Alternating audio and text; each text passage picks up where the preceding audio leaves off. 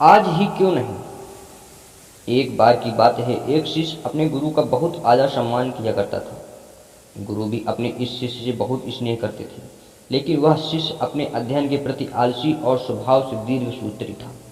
सदा स्वाध्याय से दूर भागने की कोशिश करता रहता था तथा आज के काम को कल के लिए छोड़ दिया करता था। अब गुरुजी कुछ चिंतित रहने लगे कि कहीं उनका यह शिष्य जीवन संग्राम में पराजित न हो जाए। आलस्य में व्यक्ति को अकर्मण्य बनाने की पूरी सामर्थ्य होती है। ऐसा व्यक्ति बिना परिश्रम के ही फलोपभोग की कामना करता है। वह शीघ्र निर्णय नहीं ले सकता और यदि ले भी लेता है तो उसे कार्यान्वित नहीं कर पाता।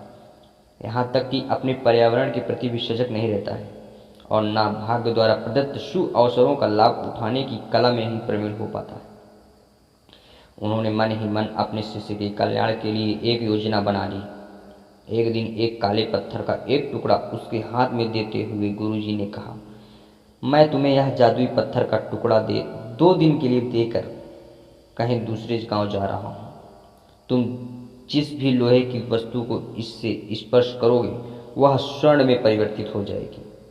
पर याद रहे कि दूसरे दिन सूर्यास्त के पश्चात मैं इसे तुमसे वापस ले लूँगा। दोस्तों, अगर आप हमारे चैनल में नए हैं तो हमारे चैनल को सब्सक्राइब कर लें, बेल आइकन प्रेस कर लें ताकि हमारे चैनल की लेटेस्ट वीडियो की नोटिफिकेशन आपको पहले मिले। शिष्य इस अवसर को पाकर बहुत प्रसन्न हुआ, लेकिन आलसी होने के कारण उसने अपना पहला दिन यह कल्पना करते करते बिता दिया कि जब उसके पास बहुत सारा स्वर्ण होगा तब वह कितना प्रसन्न, सुखी, समृद्ध और संतुष्ट रहेगा। इतने नौकर चाकर होंगे कि उसे पानी पीने के लिए भी नहीं उठना पड़ेगा। फिर दूसरे दिन जब वह प्रातःकाल जागा, उसे अच्छी तरह से स्मरण था कि आज स्वर्ण पाने का दूसरा और अंतिम दिन है। उसने मन में पक्का विचार किया कि आज वह गुरुजी द्वारा दिए गए काले पत्थर का लाभ जरूर उठाएगा। उसने निश्चय किया कि वो बाजार से लोहे के बड़े बड़े सामान खरीद कर लाएगा और उन्हें स्वर्ण में परिवर्तित कर देगा। दिन बीतता गया पर वह इसी सोच में बैठा रहा कि अभी तो बहुत समय है, कभी भी जाकर बाजार से सामान ले आएगा। उसने सोचा कि अब तो दोपहर का भोजन करने के पश्चात ही सामान लेने निकलूंगा। पर भोजन करने के बाद उसे विश्राम करने की आदत थी और उसने बजाय उठ के मेहनत करने के थोड़ी देर आराम करना उचित समझा। पर आलस से परिपूर्ण उसका शरीर नींद की गहराइयों में खो गया और जब वो उठा तो सूर्यास्त होने को था। अब वह जल्दी जल्दी बाजार की तरफ भागने लगा, पर रास्ते में ही उसे गुरुजी मिल गए।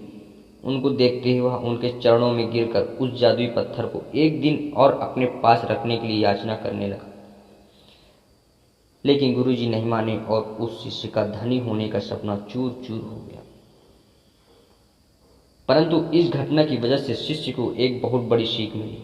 उसे अपने आलस्य पर पछतावा होने लगा। वह समझ गया कि आलस उसके जीवन के लिए अभिशाप है और उसने प्रण किया कि अब वह कभी भी काम से जी नहीं चुराएगा। मित्रों, जीवन में हर किसी को एक से बढ़कर एक अवसर मिलते हैं, पर कई लोग इन्हें बस अपने आलस्य के कारण गंवा देते हैं।